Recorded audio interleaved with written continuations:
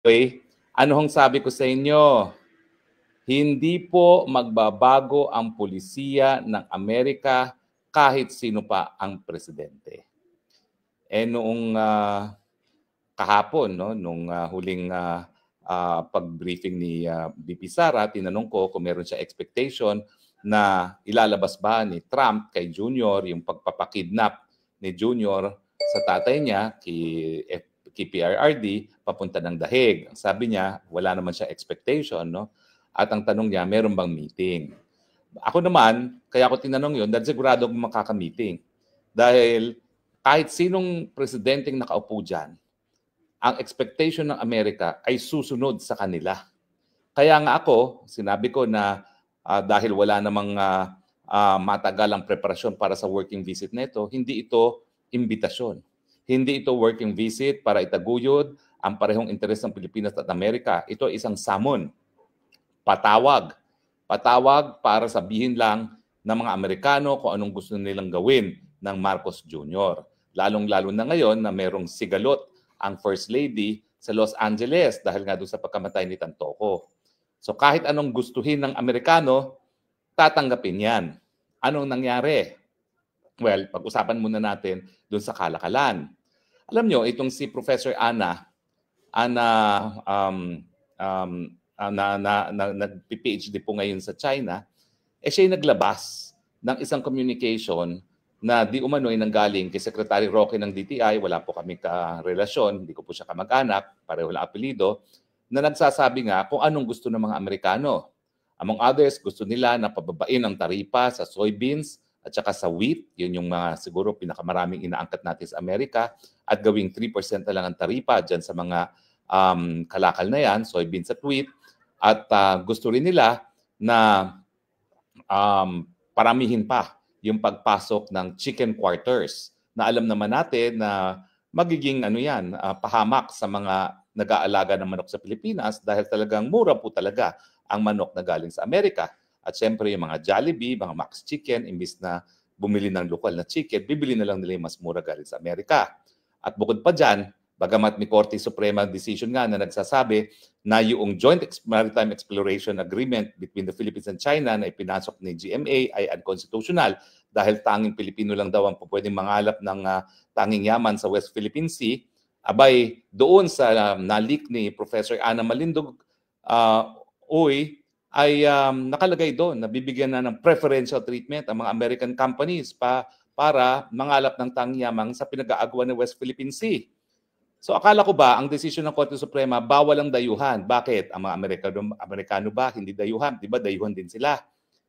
Ibig sabihin, doon sa nalik na document na yon, ang gusto ng Amerikano, wala kaming pakialam kung anong sinabi ng Korte Suprema ninyo. Gawan nyo ng paraan ng mga Amerikanong kumpanya ang pwedeng mangalap dyan sa West Philippine Sea. Alam niyo ba ang expectation kasi dyan sa Rectobank? Sa Rectobank po, na-identify na nila na marami. 5 times the reserve of Saudi Arabia. 5 times. Langis at natural gas. At dahil kaibigan ko yung rinirespetong geologist na si Professor Brown, dati professor sa UP, ngayon naging very successful, listed ng company niya, siya nagsasabi na all indications positive for oil and natural gas yung Rectobank na yan. So kaya nga pinag-aawayan ngayon ng West Philippine Sea. Nung wala naman tayong datos na nagsasabi na merong langis at natural gas dyan, wala naman pakialam ang mga tao dyan sa West Philippine Sea. Dahil nga, bato-bato yan eh. Hindi naman tayo mapangisda dyan dahil ang mga barko ng mga mangisda nababalahura doon sa mga bato-bato dyan sa West Philippine Sea. Dangerous grounds nga ang nakasulat sa mapa dyan dahil mabato. Ngayon na lang na may langis, kaya pinag-aalawayan. At bagamat meron ng Korte Supremang desisyon na nabasura nga yung Joint Seismic Exploration Agreement sa panig ng Pilipinas at China, abay pumasok naman sa another kasunduan ng Amerika para sila, mga Amerikano, ang mangalap ng tanging yaman na maski Amerikano sila, pinagbabawal pa rin. Yan ang sabi ng Korte Suprema. Pero ulitin ko po bagamat ako'y critical sa nangyayari ngayon na ibinibigay ang tanging yaman ng Pilipinas sa mga Amerikano, ang paninindigan ko ay hindi nagbabago. Mali yung desisyon ng Korte Suprema na yan. Dahil kapag nangangalap ka ng tanging yaman sa EEZ ang meron ka lang karapatan ayon sa UN Convention on the Law of the Sea ay karapatan na exclusive economic rights. Pwede ka lang mangalap at makinabang sa tanging yaman, pero hindi yan teritoryo. Kaya yung nakasaad sa saligang batas na exploration ng natural resources ng Pilipinas, yan po ay sakop lamang dun sa mga lugar na meron tayong soberenya. At dahil wala nga po tayong soberenya, kung hindi economic rights lamang sa exclusive economic zone, hindi po yan sakop ng 60-40 rule. At sana nga po magkaroon na naman ng pagkakataon ang Korte Suprema na bisitahin o i-revisit itong desisyon niya dito sa Joint Seismic Exploration Agreement na sa tingin ko ay mali at labag at kontra sa interes ng mga Pilipino kasi nga po, yung West Philippine Sea na yan, 5 times the deposit of Saudi Arabia. Pero kapag naman kasi mangangalap ka ng langis o natural gas sa continental shelf, sa ilalim ng karagatan, kinakailangan po talaga dyan napakalaking kapital at siyempre yung teknolohiya na wala naman tayo sa Pilipinas. Nabalik tayo kay Trump. So ang paningin ni BP Sara, baka hindi pansinin si BBM. Ako nanindigan na talagang patawag yan ni Trump para sabihin lang sa kanya kung anong dapat niyang sundin. Kaya nga ang sabi ko, tuta pa rin ang Marcos Jr. Bakit pa rin? Dahil ang ama niya, tuta talaga ng mga Amerikano. Hanggang dumating na sa punto na hindi na maatim ng mga Amerikanong suportahan siya dahil grabe na ang galit ng taong bayan sa kanila. Bungad na rin ng kanilang korupsyon at yung kanilang marangyang pamumuhay sa kabila ng kahirapan ng sambayan ng Pilipino. So pati si Reagan na iskandalo na doon sa napaka-extravagant lifestyle ng mga asawang Marcos at alam naman natin na talagang sa Guinness Book of World Records nakalista sa pinakakurap na naging leader sa buong mundo ang mga Marcoses. Ano po yan Senior and junior nakalista. At saka siyempre, walang makakalimot doon sa mga napaka-extravagant living ng mga Marcoses from yung mga parties nila all over at saka yung shoe collection ni Imelda Marcos, no? Na talagang kapag binanggit mo ang Pilipinas sa ibang bansa, ang tatanungin nila yung shoe collection ni Imelda Marcos. Now, so ako po, ang inaasahan ko, haharapin si Marcos Jr. dahil pinatawag nga siya . Hindi naman to imbitasyon. Hoy, sumipot ka rito. Bilang loyal na aso ko, ito ang gusto ko. Unang-una, tanggalin mo lahat ng taripa sa mga made in USA goods. Ang pinaglalaban nga natin doon sa nalik na document na galing doon sa Secretary Roque ng DTI, ibababa sa 3% ang soya tariff, ibababa sa 3% ang wheat. At sa tingin ko, 3% na rin ang ilalagay doon sa chicken leg quarters. Ngayon, 0. At hindi lang yan. 0 tariff sa lahat ng mga produkto na manggagaling sa Amerika. Anong sabi ko sa inyo? Bakit ba tayo binili ng mga Amerikano? Sa mga Espanyol? Unang-una sa lokasyon natin. Dahil tayo ang pinakamalapit na malaking isla sa Asia galing sa Amerika. Dahil lang nagse-separate sa Amerika at ang Asia ay ang Pacific Ocean. So tayo yung launching pad nila papunta ng Asia at noon pa man, panahon pa ng mga Espanyol, alam na nila na China is the country to beat in the future. At alam din yan ng mga Amerikano. At hindi lang naman China talaga importante. Nandyan talaga yung Southeast Asia na isang ancient civilization at nandyan din talaga ang India. Pero tayo ang entry point to Asia galing sa Amerika. Dahil pag ikaw ay maglalayag galing Amerika, gamit ang barko sa mga panahon na yon at hanggang ngayon sa mga eroplano, talaga namang pong ang unang-una mong makikitang bahagi na malakihang lupain sa Asia ay ang Pilipinas. So, importante ang Amerika kung gusto niya magkaroon ng foothold sa Asia, lokasyon. At ngayon, pinagsasamantalahan na ng mga Amerikano ang pagiging asong sunod-sunuran ni Marcos Jr., pinarami na ang mga EDCA bases natin at kung maalala nyo, yung isa pang maka-Amerikanong Noynoy Aquino ang siyang pumayag na magkaroon ng EDCA matapos na yung makabayang Senate President Jovito Salonga na aking kamag-anak ay gumawa ng paraan para sipain na yung mga Amerikano sa ating teritoryo dahil ang pananatili ng mga base militar ng Amerika ay yan po ay labag sa ating soberenya, labag sa ating estado bilang isang independenteng bansa dahil yung mga base militar na yan talaga namang linagay ng Pilipinas sa Pilipinas mga Amerikano dahil yan ang dahilan kung bakit binili nila tayo. Para magkaroon sila ng mga base militar, para magkaroon sila ng malakas na presensyang militar sa Asia. At ngayon nga, hindi sila pumapayag sa patuloy na paglakas ng China at ang nais nila gamitin ang ating bansa para maging unsinkable warship laban sa China. At kaya nga po napapabalita na bukod pa doon sa daragdagan pa ang dinagdagan ng mga base militar ng Pilipinas na pinagagamit nating libre sa mga Amerikano para mag-preposition ng kanilang kasundaluhan at kanilang mga sandata, dadagdagan pa yan at magbubukas pa ng arms munition factory dyan sa Subic. Yung pinakamalaki nating export processing zone na inabando ng mga Amerikano nang pumutok ang Bulkan Pinatubo at pinausbong naman ng mga Pilipino dahil sa ating determination na umunlad. Lahat po yan matitigil dahil sino mamumuhunan sa isang lugar na mayroong arms factory na alam nila na ang kalaban ng Estados Unidos ay uunahing titirahin yan. Kung ikaw ba ay Taiwanese investor, miski ikaw ay maka-Amerikano, mamumuhunan ka pa ba dyan? At siyempre, kung ikaw ay China, bagamat siya ang pinakamalaking namumuhunan ngayon sa ating rehiyon, sa Southeast Asia, namumuhunan ka pa ba dyan sa gitnang Luzon, Central Luzon, kung nasaan ang Subic, knowing na talagang tatargetin ng China kapag narariyan yung arms manufacturing facility ng mga Amerikano. Unang-una po yan. Dahil ang mga Amerikano, nung binili tayo, kinakailangan nila ng foothold, entry point to Asia, at yan po'y napatunayan na sa kasaysayan. Dahil talagang matapos tayong masakot ng Amerikano, naglagay sila ng mga base militar na hindi na umalis.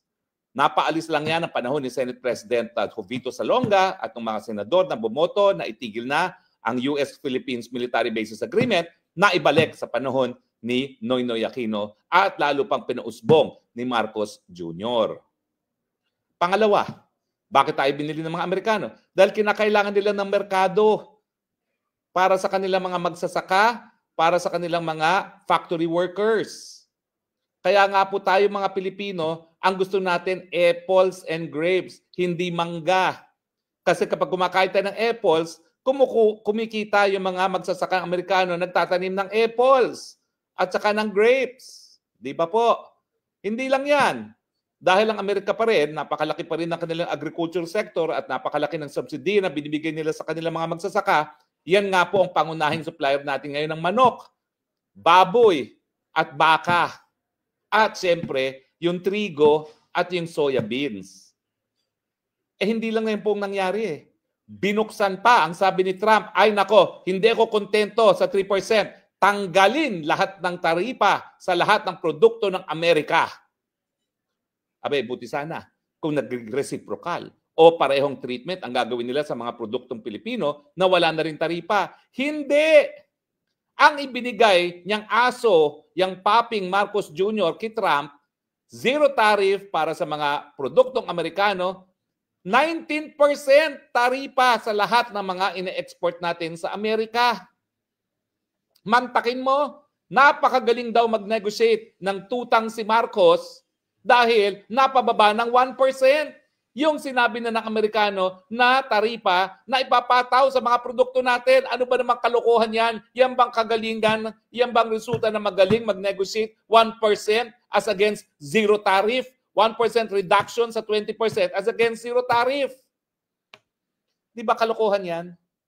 Kaya nga sinasabi ko sa inyo, hindi imbitasyon ang nangyari. It is a summon para sabihin lang doon sa tutang Marcos Jr. kung anong gusto ng mga Amerikano. Hindi po magbabago ang pangnasyonal na interes ng mga Amerikano kahit sinong umupong presidente dyan. Kaya nga po yung mga karatig bansa natin, alam nila na bagamat importante magkaroon ng mabuting relasyon sa Amerika, hindi sila po pwede maging sunod-sunuran ng mga tuta ng mga Amerikano dahil kinakailangan itaguyod nila yung interes ng kanilang mga kababayan, hindi interes ng mga Amerikano. At siyempre, bagamat ayan na nga po, bagong kolonyalismo na naman ang nangyari sa panig ng Pilipinas at Amerika, zero tariff ang made in USA, 19% tariff ang made in the Philippines, ano mangyayari? Well, unang-una, patay po ang ating mga magsasaka. dahil napakamura po talaga ng mga agricultural products sa US. Siguro po yung mga mamimili makikinabang dahil bababa ang presyo ng manok. Baka bumaba rin po bahagya ang presyo ng bigas dahil nagkakaroon din naman sila, nagpo-produce din sila ng rice. Pero hindi ko alam kung magkano ngayon ang presyo ng bigas sa Amerika. No? Meron silang California rice. Pero ano naman ang gagawin mo sa 60% ng iyong ekonomiya na nakadepende sa agrikultura? O, anong mangyayari kung ang cost of production ng manok, at yan ang pangunahin talagang ine-export ng Amerika sa atin, ay mas mababa sa Amerika, ay mas mababa na dihamak sa production ko sa Pilipinas. Law of supply and demand, dahil mahal ang lokal ng mga manok, mawawalan na po ng hanap buhay ang mga nagmamanukan.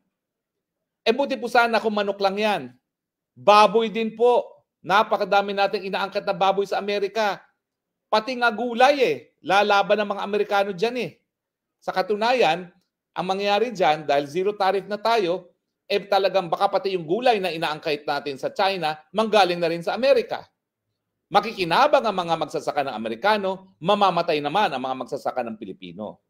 Pero hindi pa rin natin alam kung magre-resulta yan sa mas mababang presyo. Dahil dito sa Pilipinas, alam naman natin, yung mga traders, politically well-connected.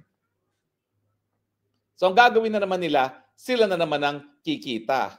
Dahil sila yung magpapataw ng napakalaking overprice. Dahil ang Pilipino naman, sanay sa presyo ng current market price ng manok. So kung di hamak na mababa ang presyo ng manok galing Amerika, hindi naman nila ibababa yan, ibebenta pa rin nila sa parehong presyo at sisingilin pa rin nila ang mga mamimiling Pilipino na kaparehong presyo. Di ba po? Yan lang po yung taripa na ang sabi ni Trump, napakagaling na negosyador ni Marcos Jr. Hoy! Kung magaling na negosyador ang nag-zero tariff sa mga made in America at 1% reduction ang nakuha natin sa taripa, wag na tayo magkaroon ng good negotiator. Siguro kinakailangan natin bad negotiator, yung bandido na hindi papayag sa one-sided na deal na nagresulta dyan sa biyahe ng tutang Marcos Jr. Di ba? O ano pang nangyari? Hindi sila nagsalita. Pero siyempre, gagamitin na naman nilang Subic para doon sa arms manufacturing facility nila. Dadamihan nila intermediate range missiles na nagbigay babala na ang Russia at ang China na magiging dahilan kung bakit magkakaroon tayo ng sigalot dito sa ating rehiyon. Makakaladkad na naman tayo sa gera. Ang style ngayon ni Trump, ayaw niya na ang mamamatay sa gera, mga Amerikano. Anong ginagawa niya ngayon? Ay nako, sinasabihin ngayon si Marcos Jr., makipag-ugnayan na kayo sa Taiwanese government para kayo na magdepensa sa kanila. Kami ang bahala magbigay ng mga missile at eroplano dahil yan ay trabaho sa mga Amerikano gumagawa ng missiles at eroplano. Pero ang mamamatay, mga Pilipino. Hindi niyo ba nakikita yan? Kaya nila tayo binili sa Espanyol. Foothold sa Asia, merkado, at mga sunod-sunurang Pilipino magpapakamatay sa interes ng mga Amerikano. Ang huling pagkakataon na namatay mga Amerikano sa gera, Vietnam War, kung saan nakita nila na wala silang kalaban-laban. Dahil ang mga Vietnamese, desididong depensahan ang kanilang bansa at sa pagiging soberenyang bansa. O hindi ba? May mga Pilipino na rin na napadala ron. May mga Pilipino na rin na napadala sa Korean War. Ngayon, tandaan ninyo, hindi malayo na ang linuluto nila dahil ayaw na ng publiko ng Amerikano na may mamamatay na mga sundalong Amerikano sa magagera na hindi naman nila nakikita ano ang relasyon sa Amerikano, baka pati Pilipino na ang hahayaan nilang mamatay para sa mga Taiwanese. Yan po ang naging ani ng pagpatawag kay Marcos Jr. ni Trump. Dihadong-dihado na naman ang Pilipinas pagdating sa kalakalan, dihadong-dihado ang Pilipinas pagdating sa ating seguridad, dihadong-dihado ang Pilipinas, full stop. At bakit hindi makatanggi si Marcos Jr.? Kasi nga, pinupulaan siya na isang drug addict at kinakailangan niya ng suporta ng Amerikano. Kaya nga winagayway niya yung larawan niya kasama si Trump kasi mensahe yan sa mga Duterte, wala na kayong pag-asa. Kung akala ninyo BFF ni Trump si Presidente Duterte, has-been na si Duterte. Kaya nga sabi ni Trump, di ba? Hindi alam ng gagawin, hindi nila alam kung anong ginagawa nila yung panahon ni Duterte at tayo kumikiling sa China. Anong hindi alam ang ginagawa ni Duterte? Lahat ng mating karating mansa kumikilig sa China. Anong nangyari? Number 1, ang dami nilang kapital galing sa China. Number 2, ang dami nilang kita sa turismo galing sa mga Chino. Anong nahihita natin sa Amerika? Wala naman tayong nakikitang kapital. Hindi naman nila pinapapasok ang mga produkto natin. Pinatawan pa ng 19% taripa. At kinakaladkad pa nila tayo sa gera na wala naman tayong kinalaman. Kailan ba tayo nakipaggera sa China? Sa mula't mula, karating bansa natin ang China, wala tayong kahit anong hidwaan sa China. Sa Amerika, nagkaroon tayo ng hidwaan dahil talagang lumaban tayo sa isang pinakamadugo na gera noong tayo po ay naglunsod ng gera at lumaban sa mga Amerikano matapos tayo sakupin ng mga Espanyol. At yan nga ang paulit-ulit na sinasabi ni Tatay Digong, kaya nga ako, walang tigil ang aking paghanga kay Tatay Digong dahil palagi niyang pinapaalala sa ating mga kababayan na ang Philippine-American War ay isa sa pinaka-madugong giyera kung saan lantarang linabag ng Estados Unidos ang batas na umiiral pag may labanan o international humanitarian law dahil ang utos ng mga Amerikano, patayin ang lahat ng mga may buhay, hindi lang tao, pati hayop. Ganyang katindi po lumaban ng mga Amerikano, walang pakialam sa sibilyan, walang pakialam pati doon sa mga hayop. Sa mga Pilipino, hindi po ako nagtataka ha. On the record ako dito sa Spokes Hour. Sinamon si Marcos Jr., hindi yan inimbita. Ginulat yan. Halika rito. At meron akong utos na naman sa'yo. At si Marcos Jr. parang tuta, yes, my master. Just make sure I am not removed because I am Addictus Benedictus. And my wife too. Please, let my wife go. She's Addictus Benedictus too. Napakalungkot po talaga. Nawala sa tamang pag-iisip ang presidente, walang sapat na pagmamahal sa bayan para itaguyod ang pangnasyonal na interes at soberenya at tuta ng kano. Well, maraming salamat po sa inyong patuloy na pagtangkilik. Itong high blood na namang spokes ng bayan, Harry Roque, nagsasabing, God help the Philippines. God bless the Philippines. And mga kababayan, gumising na kayo. Kinakailangan ng sisantihin itong presidenteng ito. Maraming salamat po. Kita-kita po tayo mamaya, 3:30 Hague time. Siguro po yan ay mga 3:30 plus 6, 9:30 dahil bibisita po si Ma'am Hanalet Avancenia kay Tatay Digong para sa latest updates kay Tatay Digong. Hanggang sa muli po, ito po ang inyong spokes ng bayan nagsasabi, gising na, bayan. Kaawa-awa na po tayo. Gising na po kayo.